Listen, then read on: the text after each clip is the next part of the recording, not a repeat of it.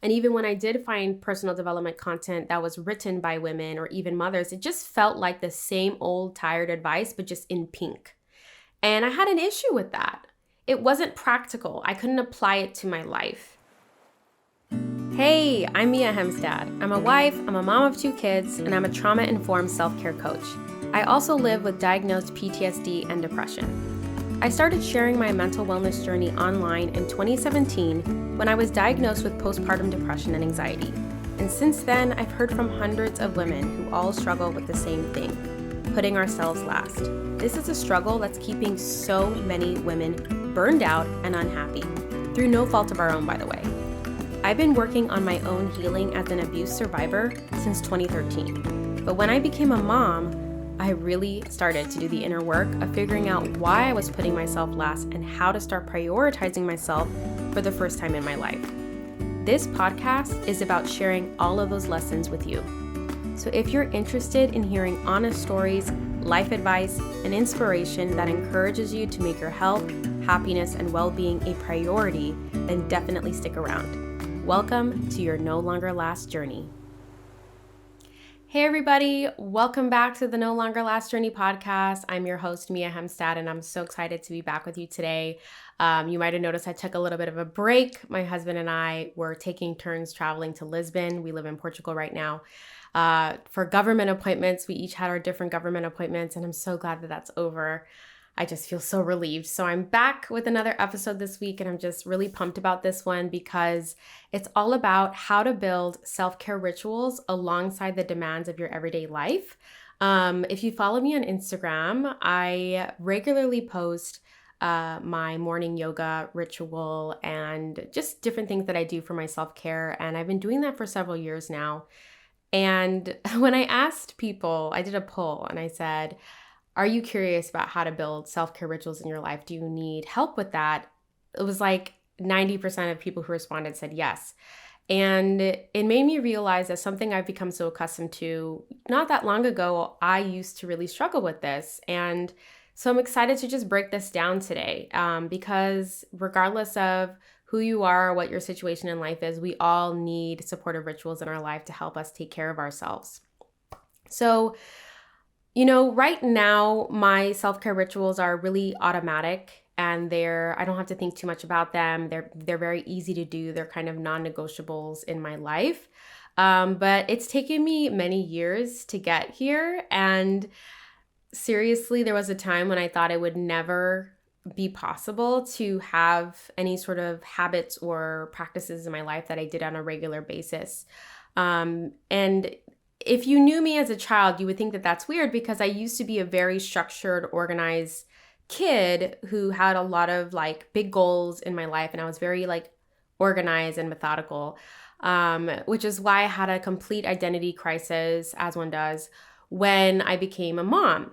And I remember when I was pregnant, I think I was 6 or 7 months pregnant, and I was driving home from my corporate job in my tiny, beaten up Toyota Echo, and this was back in 2016.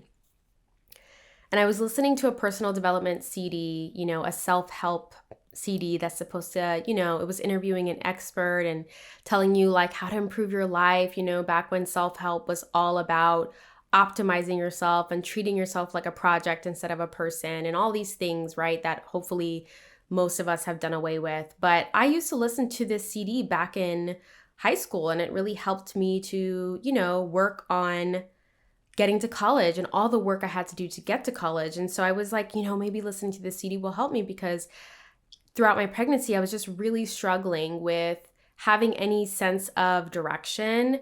And I know a lot of people might think, well, Mia, you were pregnant. All you needed to focus on was having that baby. But I wasn't mature enough to acknowledge that. I got pregnant outside of my plan, and I was really struggling with a lot of things emotionally and, internally and externally. That'll be another podcast, I think. I can't go into that. But basically, having a goal and being able to work toward it was a big part of my identity. And I was losing that part of myself because I would try to wake up early and I would feel too nauseous, or I would try to exercise and my pelvic floor couldn't do the exercises I was used to doing because I was carrying a human inside of me that was almost full term, all of these things. And I remember listening to the CD. It's one dude interviewing another dude, as it always was.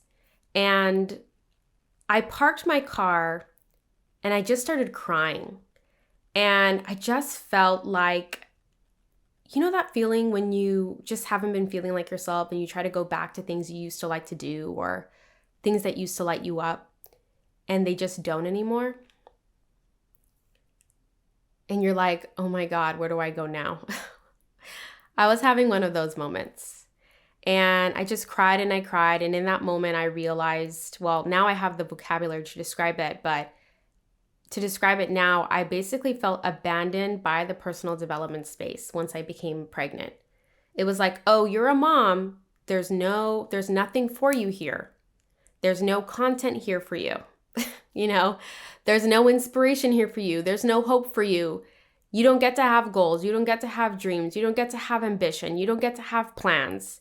And even though we know now that there's a lot of women who are mothers who are out there building businesses and doing amazing things in those realms, which, by the way, even if you're not in those realms, you're still doing incredible things at home if that's how you choose to show up in the world.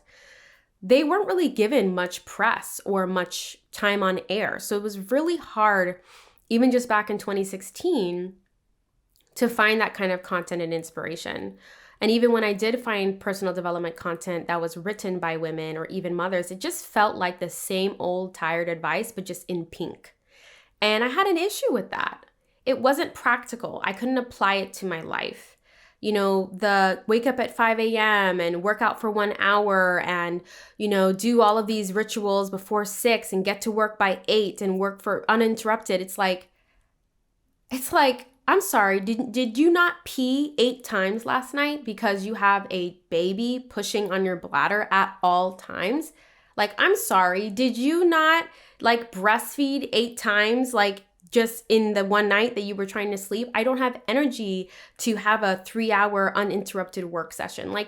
These men who are writing these books, of course, couldn't write for us. And so what I'm hoping to do today is show you how I went from feeling completely lost and abandoned by the personal development space and showing you how I kind of pivoted to create a path that honored being a woman and being a mother.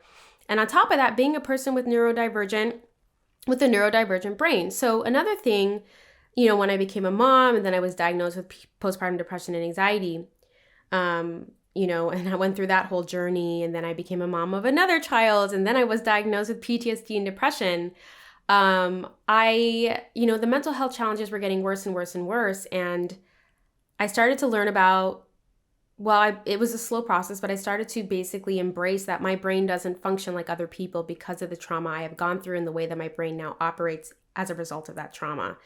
And so I really was like, even the books that were coming out that seemed helpful, I used to be a huge Rachel Hollis fan, and no disrespect if you still are, but I just felt like nobody was really talking about, well, how do I build rituals if I have depression and can barely get out of bed or brush my teeth?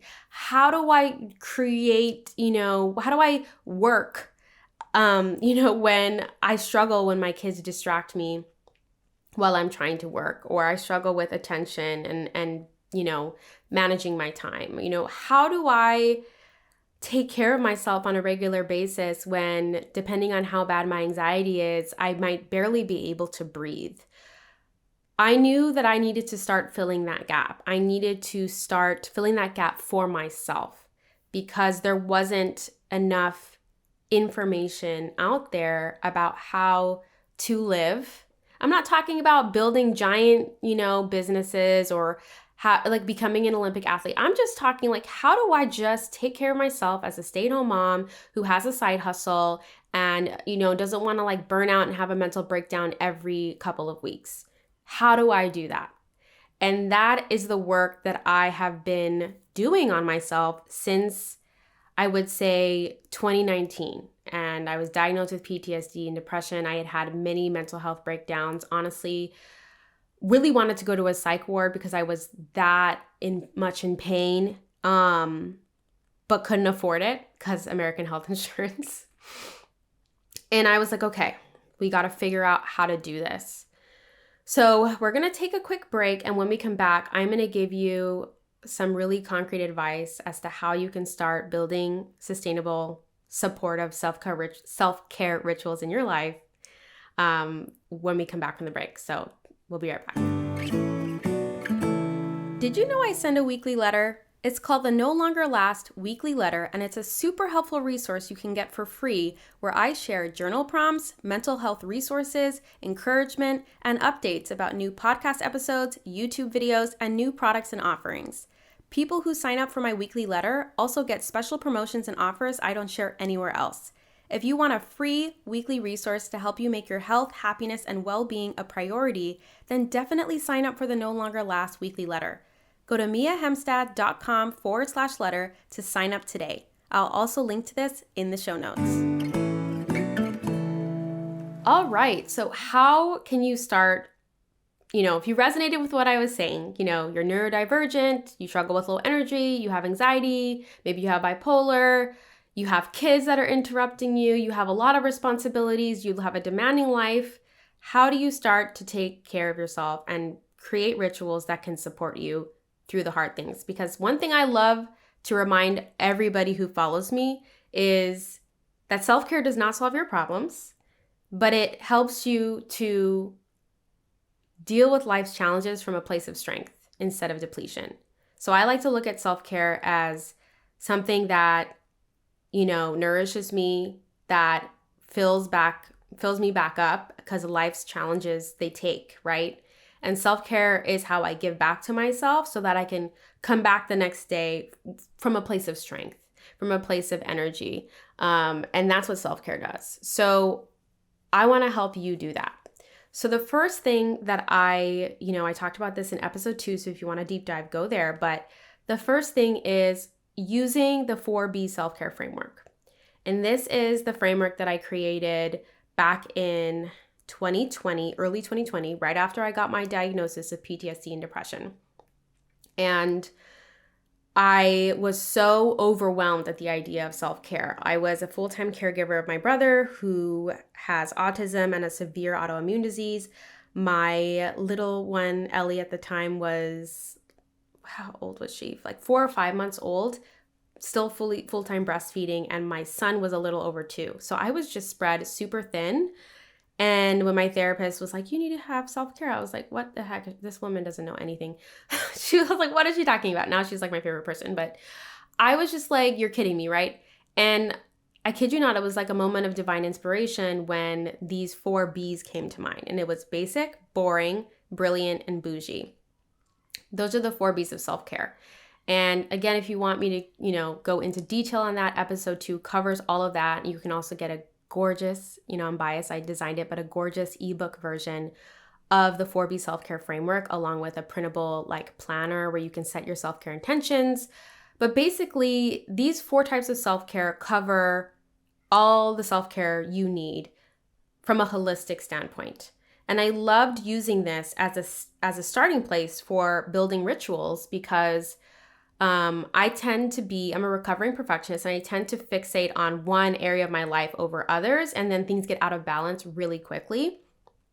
And so what I loved about this was it combated my tendency to go all in on one area in an unhealthy way, and it helped me to constantly check in with all 4 B's. So basic self-care, that involves sleep, eating well, hydration, hygiene, movement. Then there's boring self-care, which is any task that I'm avoiding, whether it's decluttering, checking my bank statements, paying bills, finding a new psychiatrist, boring things like that. Brilliant self-care, which is nourishing my soul. Am I connecting with friends? Am I, doing things that light me up? Like actually taking the time to watch that Oscar-nominated 2.5-hour film. That's a treat for me, And then bougie self-care, am I allowing myself to have simple luxuries in my life? Or am I allowing myself to have ease in my life? Like, let me think of a bougie example. I would say just like when I treat myself to eating out, because that's something that is, that feels bougie to me at this stage in my life. And, a couple weeks ago, I went and got sushi and it was fantastic.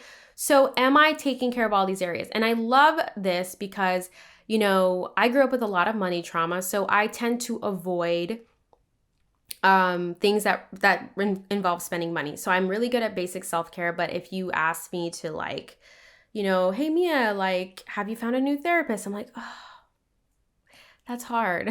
Mia, like, have you figured out if you're gonna like go hang out with your friend and like go get on the train and visit them? It's like, so checking in with these 4 areas really helps me to keep chipping away at that trauma, keep like allowing it to come to the surface and heal and process and release it, because I have to I know that all 4 areas are important. And again, like we're mental, physical, and spiritual beings. Like we can't just tend to only the mental or only the physical or only the spiritual. So this framework helps you to do all of those things. And so I just highly recommend that you start with that. The ebook has a deep dive. It gives you ideas of how to practice the types of self-care. And it also has this, I think it's a 30-day, I keep saying 90-day. No, it's a 30-day, like celebrate your progress printable, where you can like, maybe you're trying to drink more water and for 30 days, you kind of write down your progress each day for those 30 days. So if you want to grab that, there's a link in the show notes, but also go to episode 2 if you want to listen to it, whatever you want to do. The next things I want to share with you about how to build these self-care rituals is 3 solid tips. Like I could go on forever, and I actually do have a class called Habit Change Strategies That Actually Work. And that's available in my program, The No Longer Last Journey, which you can always find linked in the show notes. But if I were to give you like just three tips that have helped me and I've seen help my clients build supportive rituals in their life, these are it. So number 1, I want you to practice honoring the season you're in by making the ritual that you want to have in your life as easy and as simple as possible. Easy and simple.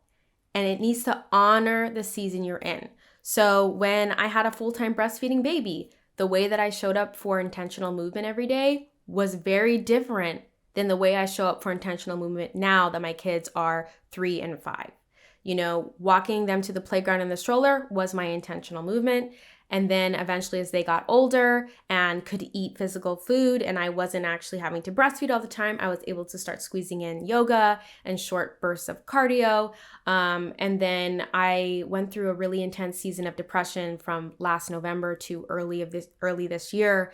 And it took away all my energy. And I went from doing like 20 minutes of exercise a day, and now I'm back to doing 10 minutes of yoga. And I don't feel like that's a demotion in any way. I know now without a doubt that, some people might think, oh, I used to be able, romanticize their past. I used to be able to do this. I used to be able to do that. I know that good, supportive rituals honor the season you're in at all times. They're not supposed to, be something you're constantly aspiring to. Like, unless you're going to be an athlete, I guess, but we're not talking about that here. We're talking about taking care of you. So honor the season you're in, make things as easy and as simple as possible. So for example, now 10 minutes of yoga a day is my sweet spot. After I eat breakfast, I unroll my mat, I go on YouTube, I click 10 minutes of yoga, or I type that in, and I usually go with yoga with Cassandra. She's my favorite, not sponsored, not affiliated. She has so many wonderful 10-minute yoga routines on there. I do my yoga, and that's like a routine I don't even have to think about anymore.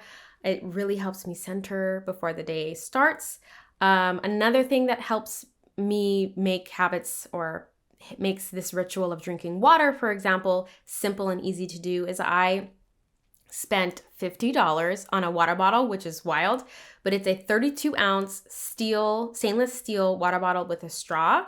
And I realized I wasn't drinking enough water because I don't like to have to refill my water multiple times a day. I don't like when a water bottle gets everything in your bag wet. So I would like, if I took the kids outside, for instance, and I needed to like pack a backpack or a diaper bag, I wouldn't bring my water bottle because it would get everything wet.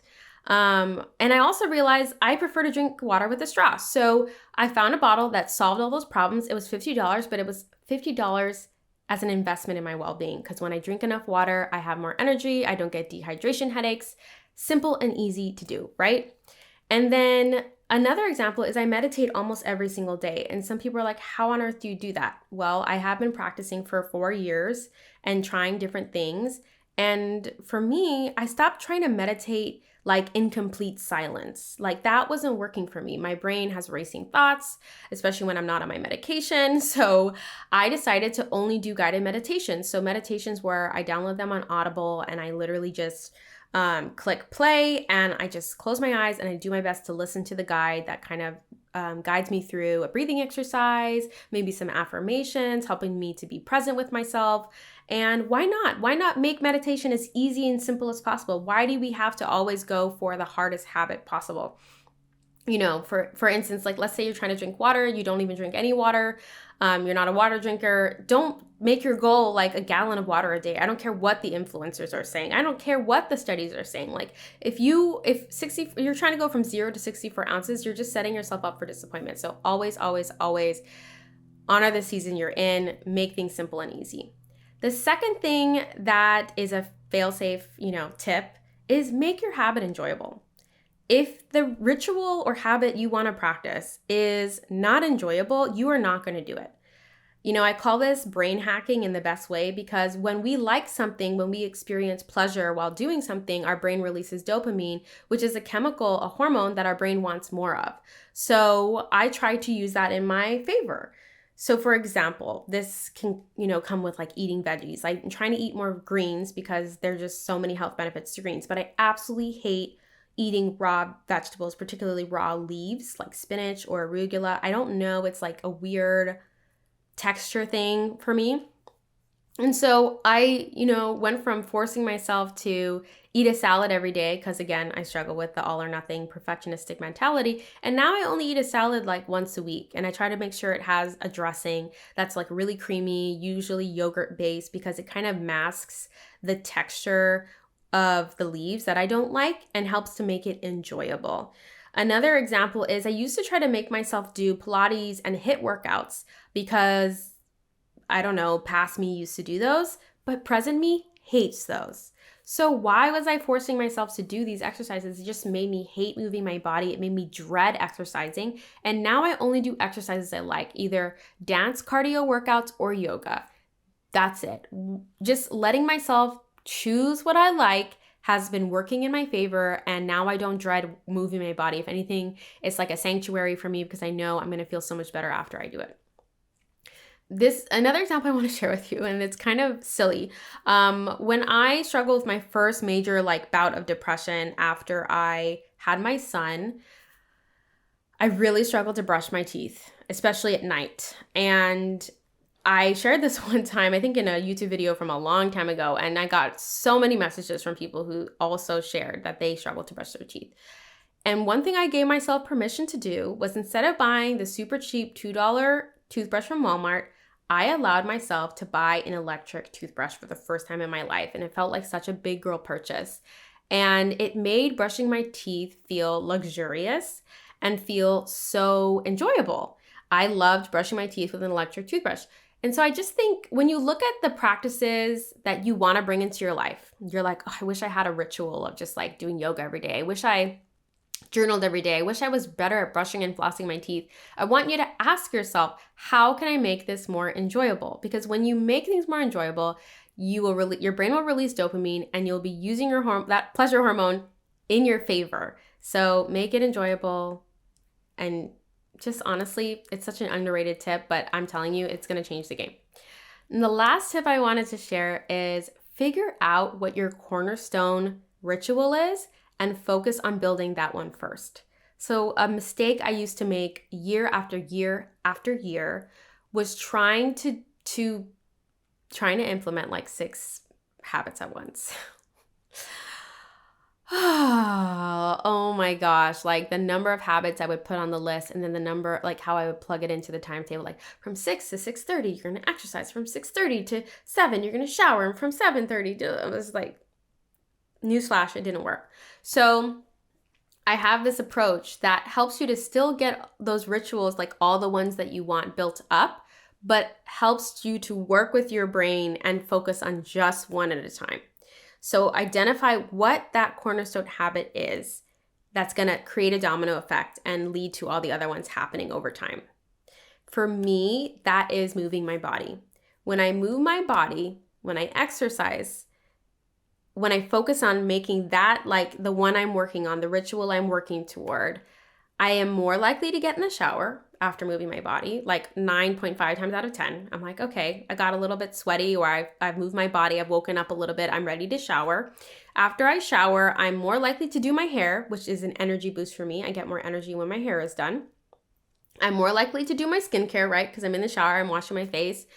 And then that leads me to putting on some nicer clothes and getting out of my pajamas, which encourages me to get in front of the camera and get some work done, or I just feel I feel good about myself. So I'm more likely to FaceTime a friend, which is really nice and, good for the soul, or whatever it is. Or I'm more likely to take my kids out to the playground, without delay when I feel good and refreshed. Another thing that exercise does for me is it encourages me to actually eat a full meal because I feel hungrier. But when I don't exercise, sometimes I can convince myself that a small snack is fine. And then I try to just get into work quickly, and then my brain's not functioning and I don't know why, and I'm working against this brain that's not working, and it's because I'm hungry. So do you see how by focusing only on the practice of exercise, or as I like to call it, intentional movement, it encourages me to do all these other rituals that help me to feel so good and taken care of. And it leads to me approaching the end of the day feeling very satisfied with the way that I showed up. And does this happen every day? No, absolutely not. I have days where I didn't sleep well the night before because of nightmares, and I spend most of it on the couch. I get the bare minimum done for my work, and I make sure I eat 3 meals, and that's it. And I'm proud of those days too, because I'm working with what I've got. But that's my third tip for you, is figure out what that cornerstone ritual is and focus on building that one up first. All right, we're gonna take a quick break, and when we come back, I have one last thing I wanna share with you. Have you ever gotten a little time to take care of yourself and then you're instantly overwhelmed with what the heck you should do first? Yeah, I used to feel that way too. I call that self-care overwhelm, which leads to decision fatigue and results in you not taking care of yourself in the way that you really need to feel nourished and filled up.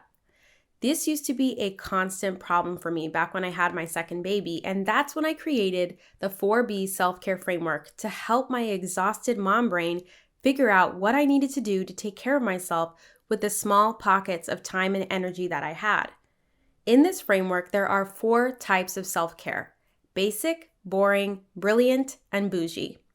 In my new mini course, I teach you about these 4 types of self-care. I show you how to prioritize, and I give you a printable to plan out your self-care over a 30-day period to help you go on your own journey of self-discovery to figure out what you really need to feel healthy, happy, and taken care of. You can get this mini course completely for free on my website at miahemstad.com/course. I'll have it linked in the show notes as well. All right, welcome back. The last thing I wanted to share with you is to please be flexible with yourself. The one thing that I think, harms people's ability to build sustainable rituals in their life is just kind of like the self-criticism and the self-blame that comes up when you're not able to do something perfectly. And usually you're not able to carry out a habit or an intention or a practice or a ritual, whatever you want to call it. Usually you're struggling to do that because the plan you set for yourself was maybe unrealistic, and that's not a bad thing. That doesn't mean you're dumb or something. It just means you tried something and it didn't work.